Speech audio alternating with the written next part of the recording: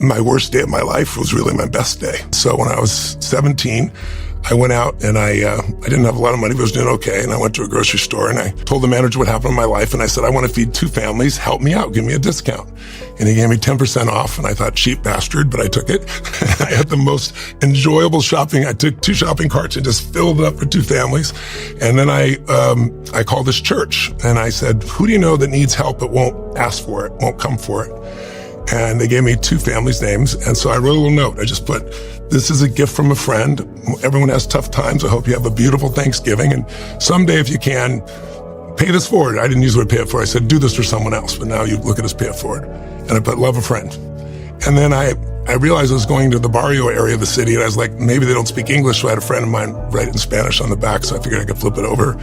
And the first house I went to, it's a little tiny place. I knock on the door and this woman about this tall, a Hispanic woman, sees me and sees the food and screams and then grabs my head and pulls it down and starts kissing me on the cheek. I said, no, delivery boy. And she said, and I pull out the note and I flipped it over in Spanish and she read it and then she started to cry and she started giving me kissing. I said, no, delivery boy. She said, no, gift of God. And I'm trying not to cry. Just like, I feel it like it was yesterday still. And so I was so excited to set food down. All of a sudden I heard screams. And then next thing I know, I'm hit by one and then by another 4 boys. And one hit one leg, one hit the other. They saw the food, they went crazy. And I said, come help me. It had other stuff in the van. And we brought all this food in and then it was time to go. And the father had left them, I found out later, 4 days before Thanksgiving with no money and no food.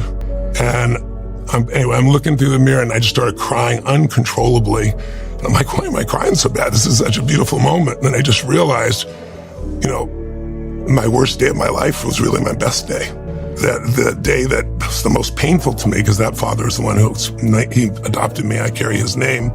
That I wouldn't be there that day. I'm a good human being, but would I work as hard as I worked to feed other people? I mean, next year I did 4, then 8, then 12, then I had a little company. I got my employees involved. Then I got to 1 million people, 2 million people. And then about 12 years ago, I decided I want to feed 1 billion meals here in the United States in 10 years.